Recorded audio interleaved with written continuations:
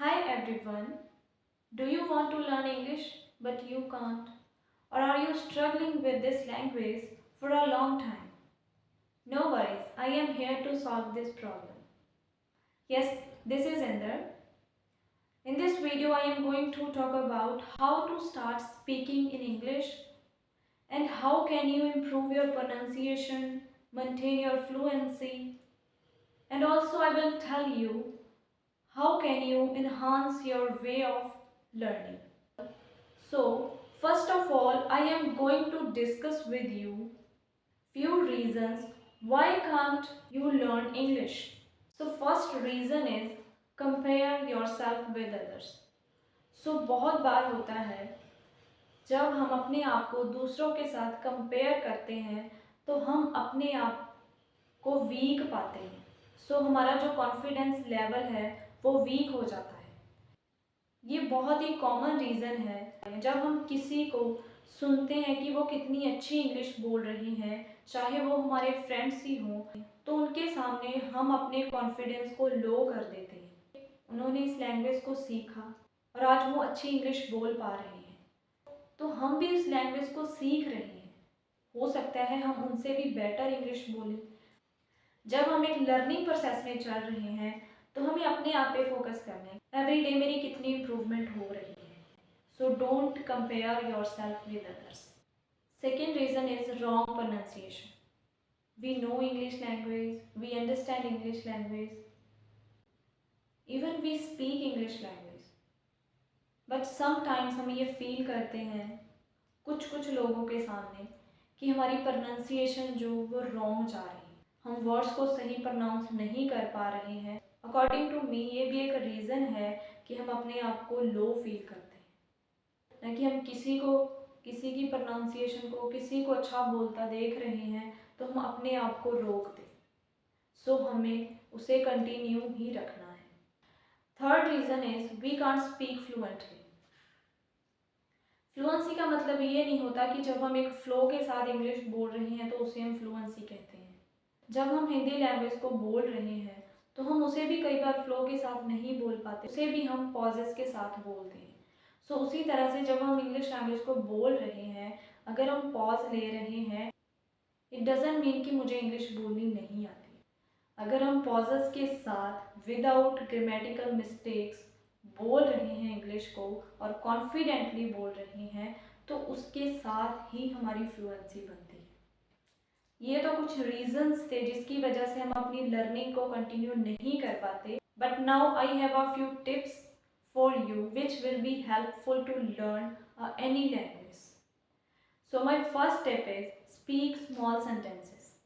जब हम English language को सीख रहे हैं तो हमें उसकी शुरुआत, हम स्टार्टिंग में लॉन्ग सेंटेंसेस का यूज़ नहीं कर पाते हैं, तो हमें क्या करना है, हमें स्मॉल सेंटेंसेस का यूज़ करना है। हमें अपनी डेली लाइफ में ये हैबिट बनानी है कि हम स्मॉल सेंटेंसेस बोल रहे हैं। फर्स्टली हम 2 वर्ड्स या 3 वर्ड्स के सेंटेंसेस बोलते हैं, तो इससे जब हम इस हैबिट को कंटिन्यू करते हैं, एवरी डे हम इसका यूज़ कर रहे हैं, हम सोचते हैं कि जब हमें ग्रामर आती है तो हम तभी अच्छी इंग्लिश बोल पाते हैं। सो पहले हमें ग्रामर रूल को सीखना चाहिए। तो डेफिनेटली हमें ग्रामर्स रूल सीखने ज़रूरी हैं, लेकिन अगर हम अभी स्टार्टअप कर रहे हैं तो हम स्मॉल सेंटेंसेस के साथ कर सकते हैं, क्योंकि स्मॉल सेंटेंसेस में मोस्ट ऑफ द टाइम जो ग्रामर है वो ग्रामर का यूज़ नहीं होता है, उसे हम ईज़िली बोल सकते हैं। नो डाउट अगर आप गलत भी बोल रहे हो तभी हम करेक्शन कर पाएंगे। सो हमें एवरी डे स्मॉल सेंटेंसेस का यूज़ करना है। My second tip is reading loudly. Yes, you can read a book or a newspaper loudly. So आपको every day 15 minutes loudly reading करनी है। आप कोई भी न्यूज़पेपर रीड कर सकते हो। जिस फील्ड में भी आपको इंटरेस्ट है आप वही न्यूज़पेपर और वही बुक रीड कर सकते हो, और आपको 15 मिनट्स डेली लाउडली रीडिंग करनी है।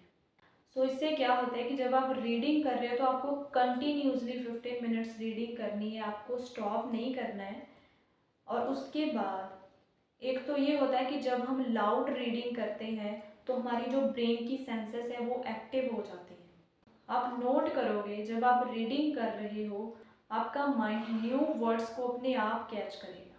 जब आप रीडिंग कर रहे हो किसी भी लाइन की ट्रांसलेटिंग नहीं करनी है, कोई भी वर्ड आपको ट्रांसलेट नहीं करना है और ना ही आपको कोई न्यू वर्ड्स नोट करना है। लाउड रीडिंग करने से आपकी प्रोनाउंसिएशन भी इम्प्रूव होगी।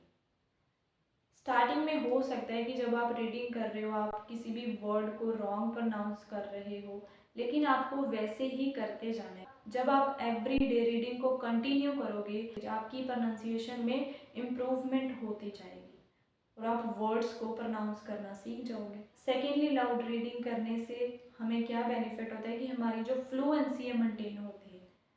तो जब हम लैंग्वेज को एक फ़्लो के साथ, जैसे हम हिंदी लैंग्वेज को एक फ़्लो के साथ बोल रहे हैं, सो उसी तरह से रीडिंग करने से हमारी जो इंग्लिश लैंग्वेज की फ्लुएंसी वो मेंटेन होती है। सो थर्डली, हम बहुत सारे नेटिव स्पीकर्स को सुनते हैं, जब वो बोलते हैं तो उनके फेस पर एक्सप्रेशन आते हैं, उनके हैंड एक्सप्रेशंस होते हैं। तो उसी तरह से जब हम रीडिंग करते हैं तो आप नोट करोगे कि आपके फेस पर एक्सप्रेशंस आ रहे हैं, आपके हैंड एक्सप्रेशंस हो रहे हैं।